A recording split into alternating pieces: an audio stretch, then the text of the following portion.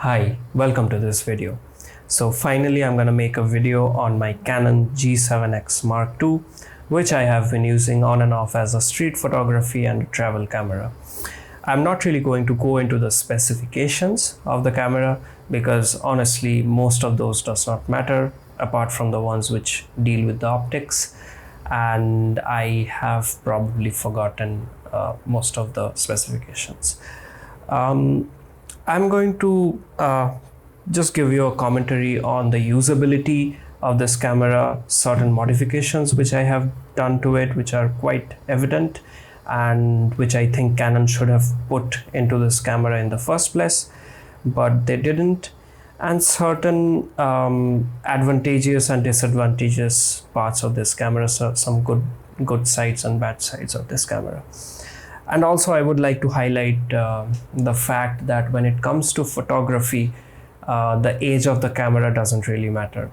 Unless you are doing professional photography, very critical photography like wildlife, like portrait and printing billboards, very large prints, you really don't need the latest technology which is out there. And even in those cases, people are using older technology which serve them really well. It's all about the photographer getting more familiar with the system, whether it is old one or a new one, and sort of it becomes a part of your hand, it becomes a part of your body and mind rather, and you learn to see frames with your naked eyes as the camera would capture it. So you kind of have a subconscious ability, you develop it after certain amount of usage with the camera. You kind of develop that subconscious ability to feel how the camera would capture that image, because obviously how we see a scene does not directly translate into how a camera sees it or captures that picture. So it is all about the ability. I would say it is 90% about the ability of the photographer, the skill of the photographer, and 10% is the contribution from advancement of the technology, where you are just given more convenience, more ease of thinking as a photographer. Like I was using a Fujifilm X T4. One of my friends, he has recently got into photography and he has got a Fujifilm X T4. He's got a very good deal on it. But yeah, I was shooting with it for some time, for 15-20 minutes out in the streets, and yes, I do find a real significant difference between a X-T4 and a Canon G7X Mark II, as you should. X-T4 focuses really fast, it has so many different modes, software is great, the optics is great, the electronics is great and fast and snappy. It becomes an extension of your body really fast. Maybe when you're using a Canon G7X Mark II, it will take some time for you to understand the nooks and crannies, the caveats of the camera. But yeah, that's what the technology is bringing you. It is giving you convenience, it is saving you time, and it is giving you a slightly higher quality of your work. But the overall ability for you to capture a frame, for you to imagine a picture, for you to deliver a feeling through a frame is mostly in the mind of the photographer.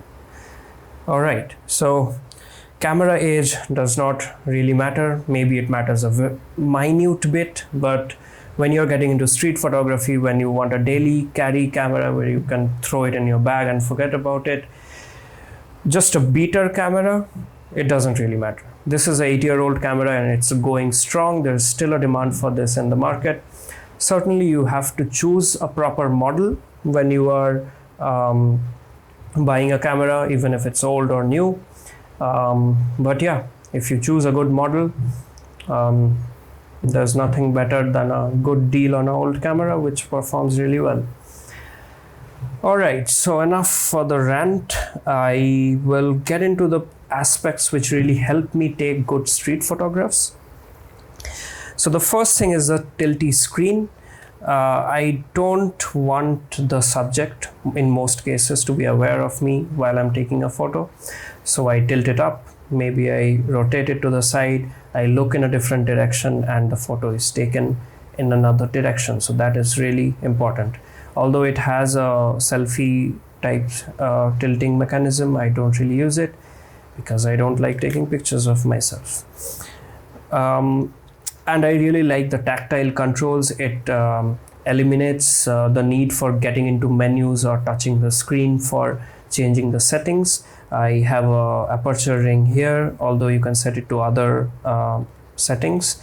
So this controls the aperture, and it has got a really good tactile feedback. You can hear the sound probably or not.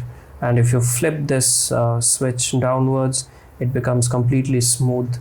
So there's no real change in software how it changes the aperture, but it's up to user preference whether that person wants a tactile feedback or a smooth ring. You have you have a exposure compensation dial right on top, which is very easy to access. So you can really change the exposure of your frame really fast. And you have the mode dial over here. So there's another dial down below here, which can change probably the shutter speed when I'm in manual.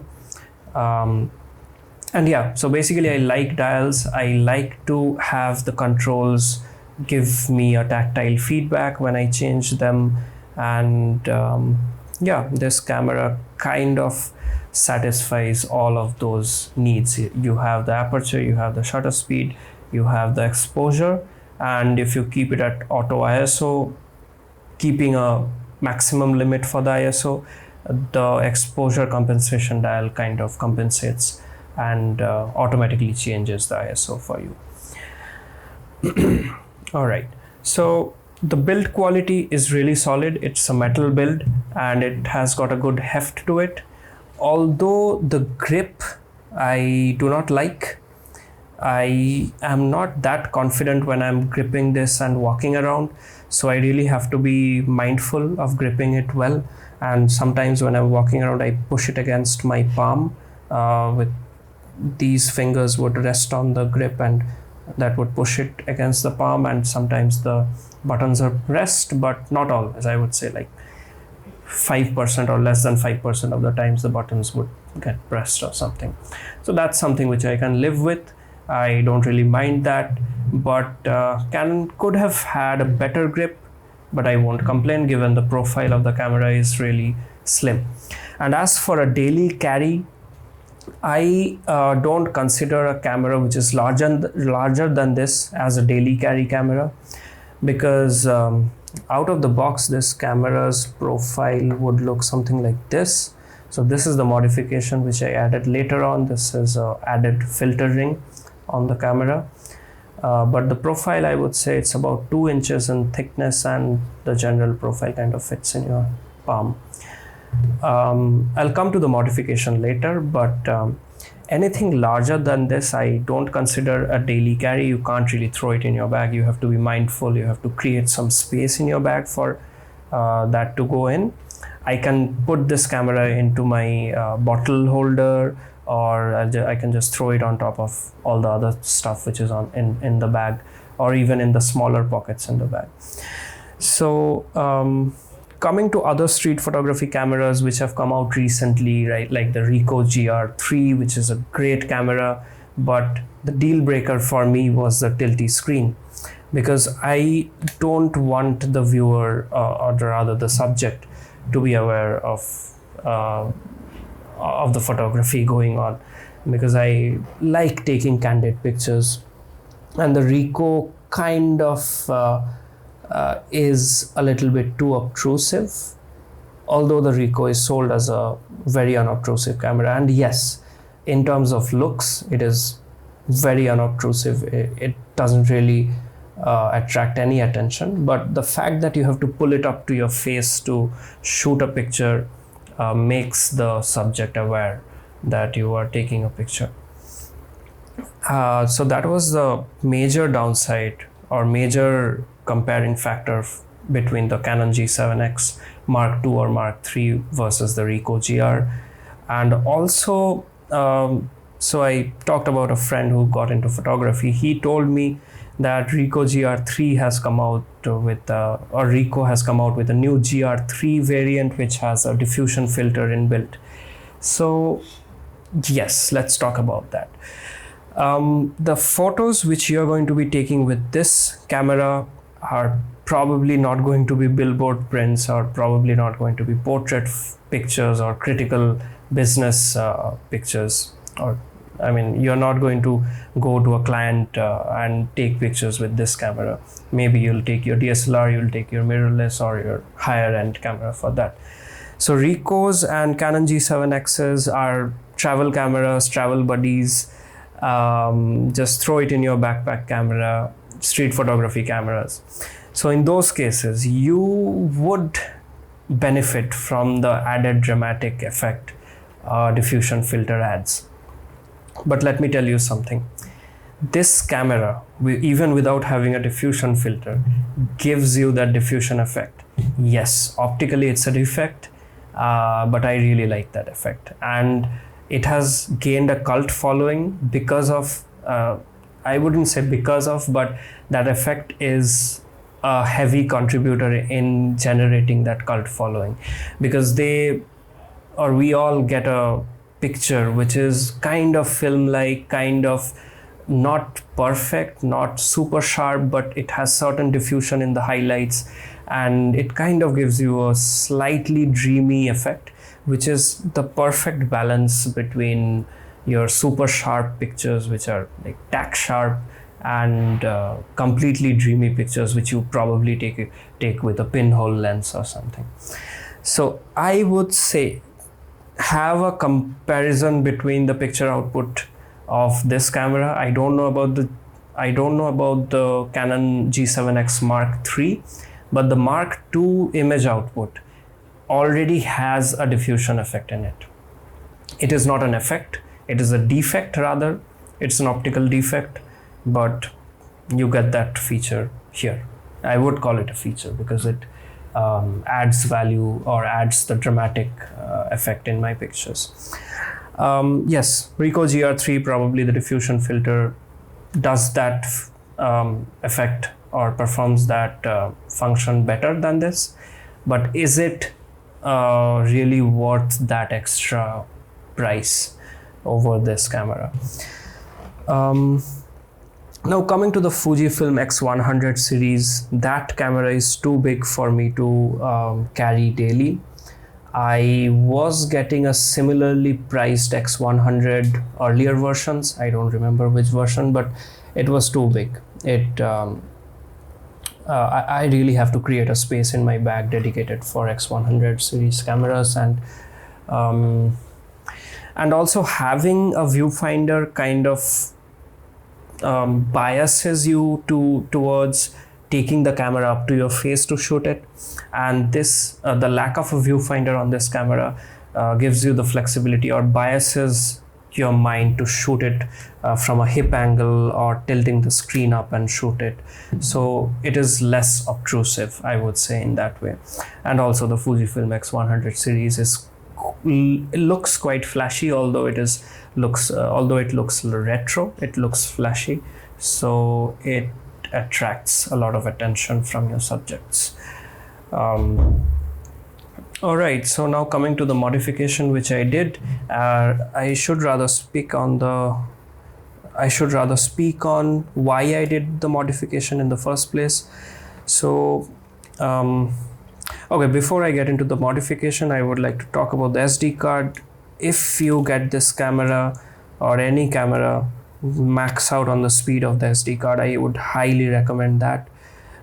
This is a SanDisk Extreme Pro. Okay, I have a trouble saying S's. SanDisk Extreme Pro. Yeah, I got that right. 200 Mbps. I would highly recommend that you get this card. 64 GB or 128 GB, whatever you prefer. And that would really make this camera fast. Otherwise, the speed at which the camera stores pictures into the SD card is quite slow, and that creates a little bit of frustration. When I used to have a slower SD card, I would miss quite a number of frames. Okay, before I go to the filters and the modification thing, I would like to keep that at last. I would like to highlight that this is at best a barely average low light camera. I don't like the low light output of this camera, but again, you get used to the camera and you know how it behaves. So after a point of time, it doesn't really matter. You know what to do with the camera, and the lens is a 1.8 to 2.8 aperture lens, a 1.8 at the lowest focal length. So it lets a significant amount of light in, unless you have to shoot, you need a larger depth of field. You can shoot it in a wider aperture and maybe stop down your ISO so that you don't get a lot of noise in it. I would not recommend going over 3200 ISO on this camera. It really induces a lot of grain, but again, if you want a film-like look, a film grainy look, you may play around with the settings. But again, if you're looking for a low light capable camera, this is not it. Go for a separate camera. Okay, now coming to the modification. I really think Canon should have had this filter ring, because when you talk about DSLRs and DSLR lenses, you can replace the lens or you can change it with another lens if the lens is damaged. That is why I don't put UV filters on DSLR lenses. I have seen that the image quality degrades a little bit, although it is expensive. Even though it is an expensive UV filter, the image quality kind of changes. I would say, I would not use degrades, but it changes how the image looks. So that is why I don't use UV filter. I'm specifically talking about UV filters on DSLR lenses. But when it comes to point and shoots, I feel that if the lens gets damaged, the entire camera is somehow compromised. So it is very important to protect your lens in a right way, and Canon has not done a good job in that, and most other companies are also guilty of doing this. So these flaps, even when they close up, it has a little bit of gap and dust can seep through, and these are very flimsy. If something bangs on top of the lens, because I use it quite rough, and things keep on banging onto the camera, and it can easily break these flaps. And also when the camera turns on, just give me a when the camera turns on, this extension is kind of a conveyor belt for dust. So it is very easy for you to get dust into the lens system, and probably you can see some fungus inside the lens, which I will clean up after the monsoon season is over. But yeah, this extension and retraction of the lens is kind of a conveyor belt. So when you're shooting it in a dusty environment, dust accumulates here, and then you retract it back without wiping it. All of the dust kind of gets into your camera, and it somehow finds its way into the lens elements. So at least to protect the lens from the front, what I have bought is an additional filter ring for Canon G7X Mark IIs and Mark IIIs. You would get it in Amazon if it's available in your country, and so the other parts don't come with it. I also have a UV filter from Zeiss on top of this, but so till this filter ring, it is the addition, and you also get a lens cap with it.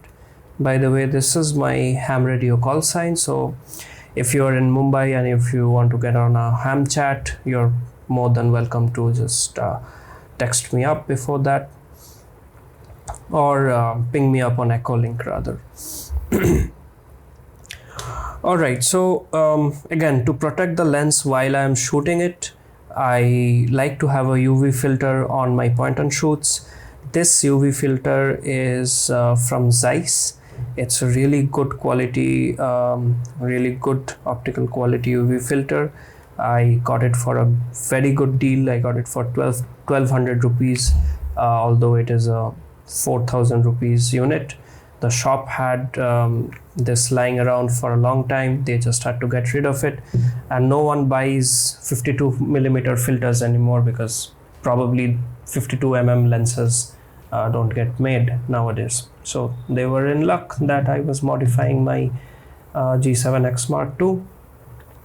Along with the UV filter, I would highly recommend shooting with a CPL. Not always, but when you're in bright daylight, maybe if you want to make the colors more dramatic, more vibrant, you can use the CPL. If you want to cut out the reflections of surfaces, you can use a CPL. So I got two CPLs, again, good brands. One is Tiffin. This one is a Tiffin, I believe. Yes, this is a Tiffin CPL. Tiffin makes really good filters, and this is a Hoya CPL 52mm. These two also I got for 1200 rupees, although each would cost above 2000 for sure. But again, the store had 52mm filters which nobody was buying, and yeah, they were in luck. Alright, so overall I really like the camera. It gives me all of the things I need for in a street photography camera. It gives me the speed, it gives me the versatility, it gives me the dramatic effect of the diffusion filter, and I have an ability to add extra filters to it. Of course, with the modification, which I think Canon should have already had. If you think about the point and shoot as an entire system, if you break the lens, you break the camera. So Canon should have included more protection on the lenses, but yeah, if you can add it later on, I will live with that. So yeah, I think what I have mentioned, what I have highlighted in this video are the important factors for me when it comes to street photography or general photography. Of course, if you are shooting models, if you're shooting portrait for clients for critical work, if you're printing big billboards, this video is not for you. Yeah, so I hope this has given you some insights, some things to think about, ponder about, like the fact that the camera age does not really matter, although the companies are trying to sell the latest and greatest, which they should from their point of view. All right, I have spoken enough about things which I was thinking about. Thank you for sticking around. This is a long video, this is a long rant. I probably will edit out a few parts of the video, but I might not. All right, see you in another one.